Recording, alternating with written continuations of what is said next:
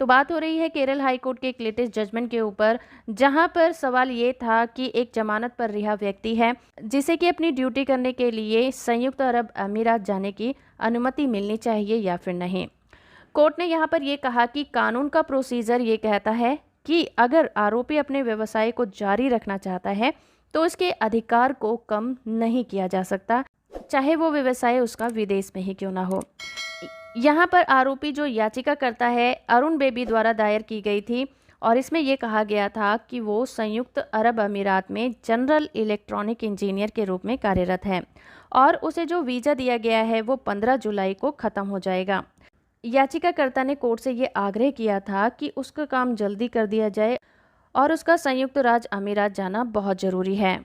याचिकाकर्ता के वकील ने भी कहा कि सेशन कोर्ट ने ऐसी कोई शर्त नहीं लगाई है कि याचिकाकर्ता को जमानत देते समय कि उसे विदेश जाने के लिए कोर्ट से इजाज़त लेनी होगी। ये याचिका सिर्फ इसलिए दायर की गई है क्योंकि याचिकाकर्ता कानून का पालन करने वाला नागरिक है और ये चाहता है कि फ्यूचर में उसे किसी तरह की कठिनाइयों का सामना न करना पड़े। कोर्ट ने कहा कि जनरल रूल तो ये कहता है कि एविडेंस आरोपी की उपस्थिति में ही लिया जाना चाहिए, लेकिन उसकी गैर मौजूदगी में एविडेंस तब लिया जा सकता है जब उसका वकील कोर्ट में मौजूद हो, बशर्ते आरोपी की उपस्थिति में छूट दी गई हो। तो याचिकाकर्ता आरोपी को रिलेटेड मजिस्ट्रेट की कोर्ट में एक हलफनामा दाखिल करना चाहिए।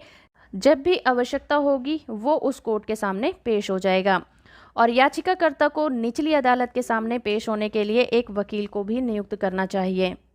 इस केस की सुनवाई न्यायमूर्ति आर नारायण पिशारदी ने की और ये कहा कि अगर कोर्ट इस बात से पूरी तरह से संतुष्ट हो जाती है कि ऐसा करना न्याय के हित में है कि आरोपी व्यक्ति को इस तरह की छूट दी जा सकती है, तो अदालत ऐसा कर सकती है।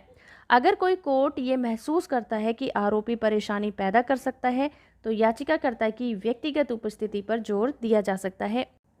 और अगर ऐसा नहीं है तो कोर्ट उसे उचित राहत दे सकती है। तो इस तरह से केरल हाई कोर्ट ने ये बात पूरी तरह से स्पष्ट कर दी कि एक जमानत पर रिहा व्यक्ति को छूट तभी दी जा सकती है जब कोर्ट में उसकी मौजूदगी की बहुत ज़्यादा ज़रूरत ना हो और कोर्ट ऐसा उचित समझती हो तो अपने विवेक का इस्तेमाल करके ऐसा करने की इजाज़त दे सकती है। होप कि आपको ये वीडियो और जानकारी पसंद आई होगी। वीडियो इन्फॉर्मेशन अच्छा लगा है तो आप इस वीडियो को लाइक, शेयर और चैनल को सब्सक्राइब करना बिल्कुल मत भूलिएगा।